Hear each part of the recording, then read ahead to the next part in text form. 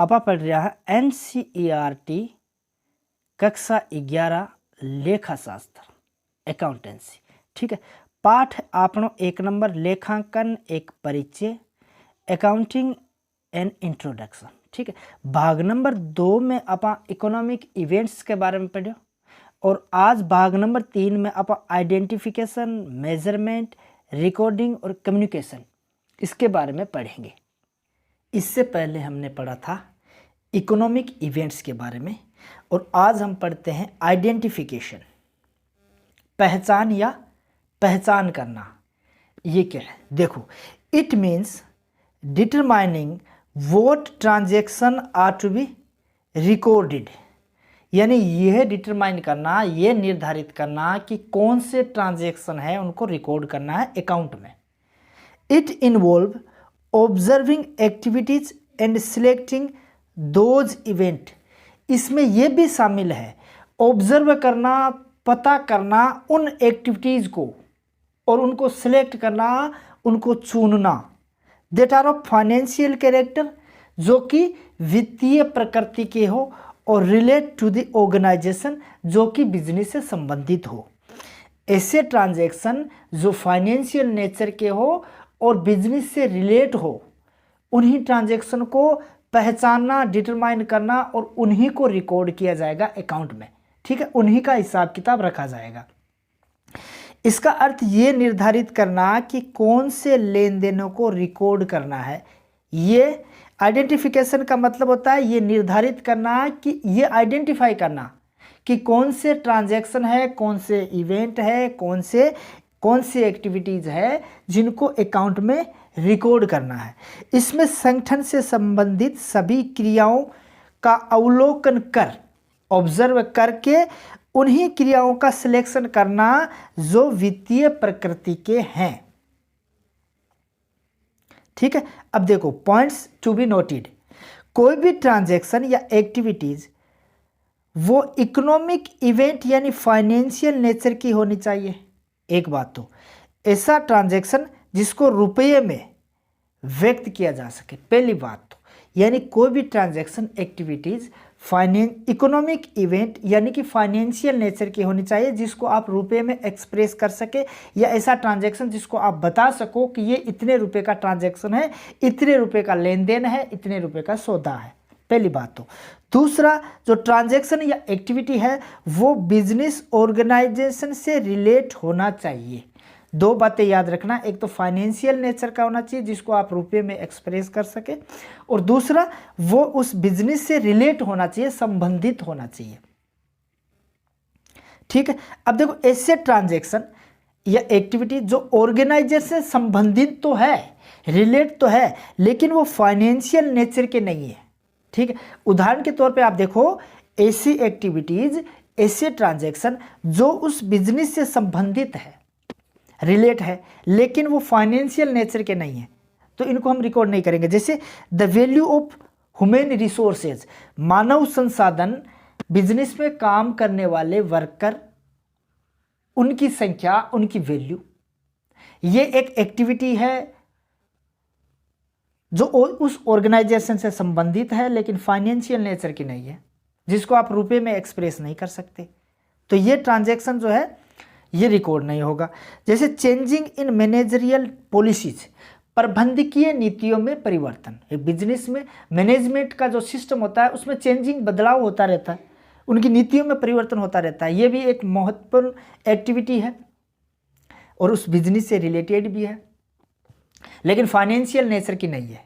ठीक है, appointment of personal यानी कर्मचारियों की नियुक्ति, ये भी एक एक्टिविटी है, बिजनेस से रिलेटेड है, लेकिन ये फाइनेंशियल कैरेक्टर की नहीं है, तो इसको रिकॉर्ड नहीं किया जाएगा।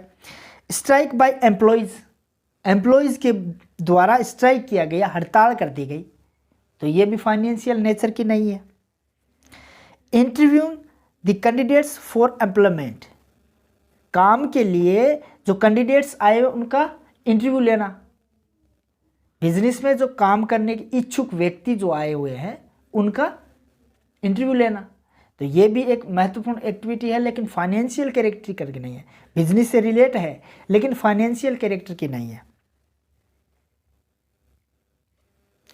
दूसरा पॉइंट, ऐसे ट्रांजैक्शन जो फाइनेंशियल नेचर के हैं लेकिन ऑर्गेनाइजेशन से, बिजनेस से, उस संगठन से संबंधित नहीं है। जैसे sale of household furniture for ₹10,000, household यानी घरेलू फर्नीचर बेचा 10,000 का, ये फाइनेंशियल नेचर का आप बता सकते हो, ट्रांजैक्शन जो है वो 10,000 का है, लेकिन ये हाउस होल्ड है, बिजनेस से रिलेटेड नहीं है, ये पर्सनल है, ठीक है, तो इसको रिकॉर्ड नहीं करेंगे।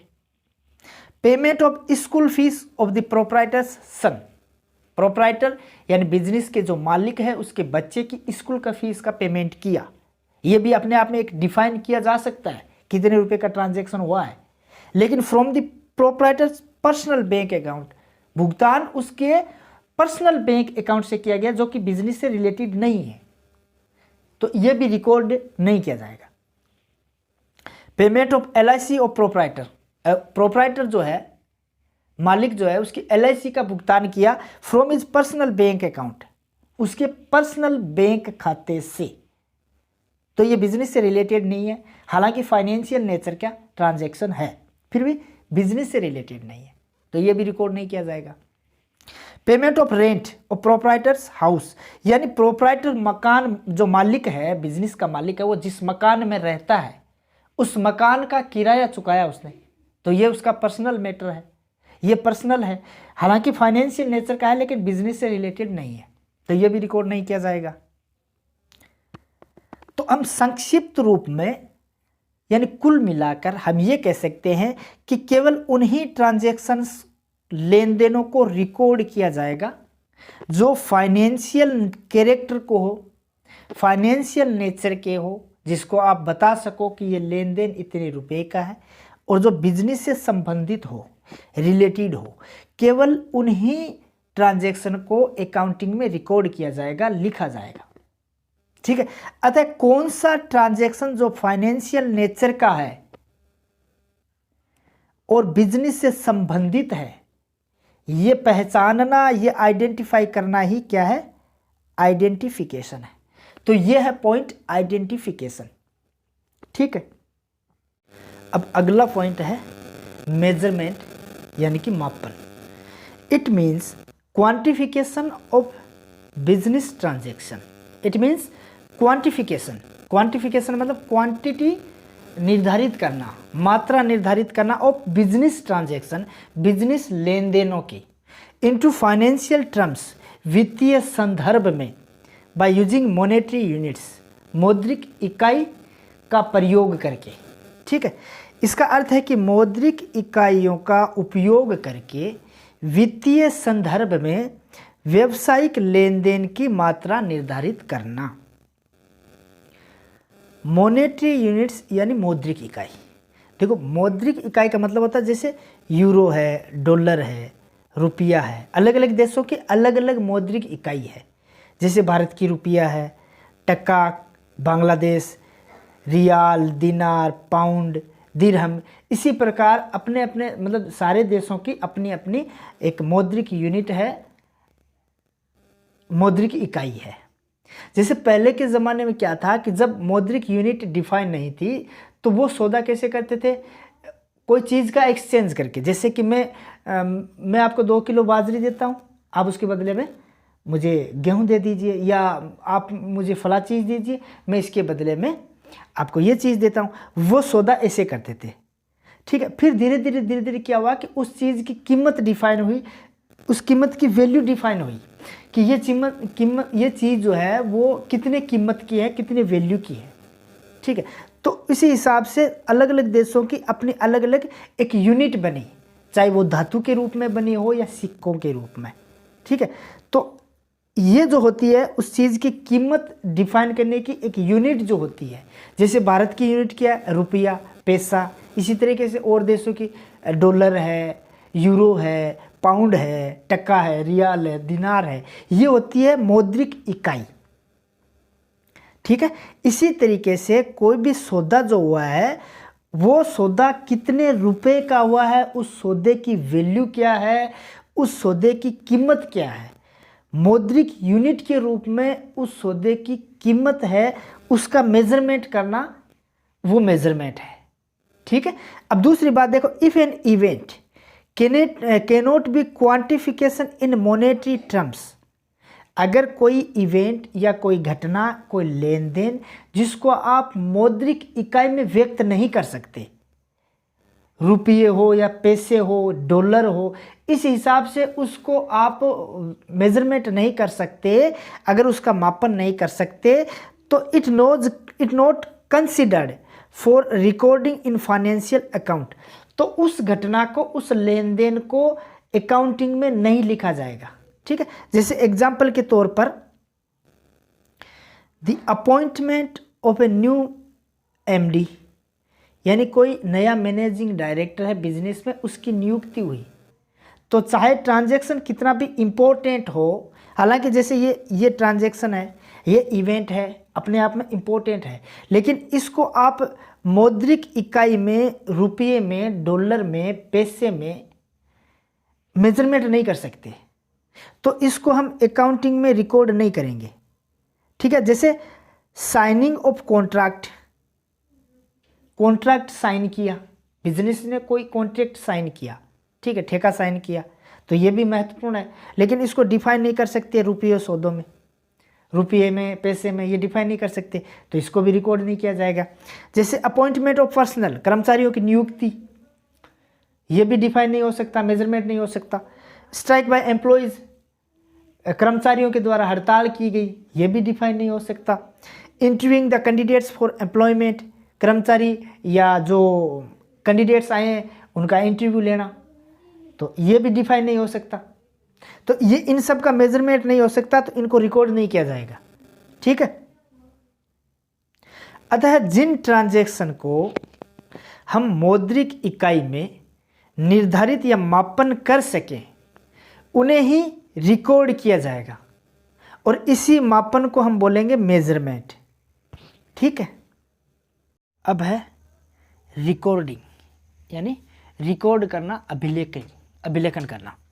Once the economic events are identify and measured in financial terms, यानी जब किसी इकोनॉमिक टर्म्स को आइडेंटिफाई कर लिया जाए और मेजरमेंट कर लिया जाए वित्तीय संदर्भ में, these are recorded in the books of account, तो इसको अकाउंट में लिखा जाएगा, खाता बही में लिखा जाएगा।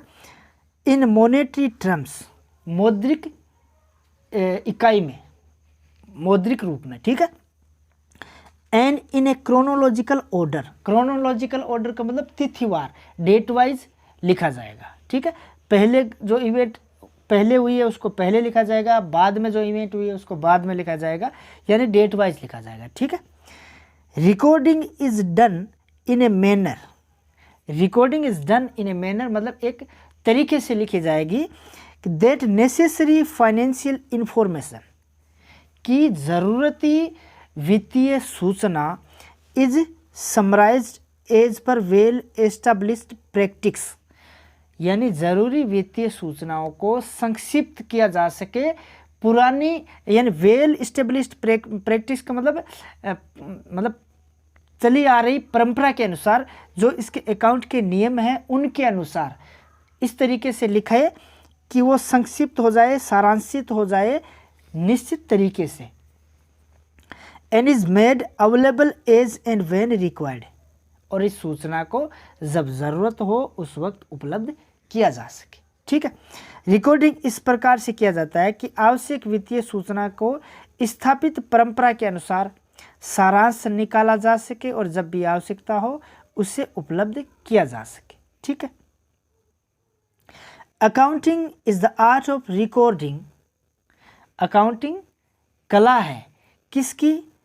रिकॉर्डिंग की, ट्रांजैक्शन को रिकॉर्ड करने की कला है। रिकॉर्डिंग बिजनेस ट्रांजैक्शन, बिजनेस लेन देन को रिकॉर्ड करने की कला है। According to some specified rules, according to some specified rules का मतलब है कि जो स्पेशल इसके नियम है अकाउंट के, उसके अनुसार रिकॉर्ड करना किसको? बिजनेस ट्रांजैक्शन को। ये करने की अकाउंट जो है वो कला है। ठीक है। इन क्रोनोलॉजिकल ऑर्डर, यानी तिथिवार कालक्रम के अनुसार बिजनेस ट्रांजैक्शन को एक निश्चित नियम के अनुसार रिकॉर्ड करने की अकाउंटिंग जो है वो कला है।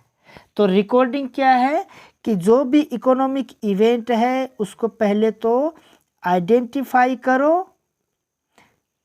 और उसके बाद में उसको मौद्रिक यूनिट में मापन करो, और ये सब करने के बाद में अकाउंट में खाता बही में उसकी खतौनी करना, उसको लिखना ही रिकॉर्डिंग है। अब है कम्युनिकेशन, संप्रेषण। The economic events are identified, यानी इकोनॉमिक इवेंट्स को, ट्रांजैक्शन को आइडेंटिफाई किया जाता है, मेजर्ड, उसका मापन किया जाता है मौद्रिक यूनिट्स में, एंड रिकॉर्डेड, और उसको रिकॉर्ड किया जाता है इन ऑर्डर, इस क्रम में ऐसे किया जाता है दैट पार्टिनेट इन्फॉर्मेशन, पार्टिनेट इन्फॉर्मेशन का मतलब प्रसंग अनुकूल, जो जैसी सूचना चाहता है उस अनुकूल सूचना इज जनरेटेड, तैयार की जाती है, एंड कम्युनिकेटेड, और उसको कम्युनिकेट किया जाता है, आगे भेजा जाता है, इन ए सर्टेन फॉर्म, एक सर्टेन फॉर्म में, निश्चित रूप में, एक निश्चित रिपोर्ट्स में, टू मैनेजमेंट, मैनेजमेंट को, प्रबंधकों को, and other internal and external users, और दूसरे जो आंतरिक और बाह्य यूजर्स है उनको कम्युनिकेट किया जाता है। ठीक है। आर्थिक घटनाओं की पहचान की जाती है, उन्हें मापन किया जाता है, फिर अभिलेख किया जाता है, जिससे प्रसंग अनुकूल सूचना तैयार होती है। फिर इस सूचना को प्रबंधकों और दूसरे आंतरिक और बाह्य यूजर्स को एक वित्तीय रूप में, एक रिपोर्ट्स के माध्यम से, मान लो कि जैसे कि बैलेंस शीट है, प्रॉफिट एंड लॉस अकाउंट है, कैश फ्लो है, और कोई अन्य रिपोर्ट्स में कम्युनिकेट किया जाता है। तो ये है कम्युनिकेशन। ठीक है। अब आज के वीडियो में इतना ही पढ़ेंगे, इससे आगे का पोर्शन हम अगली क्लास में पढ़ेंगे। ठीक है।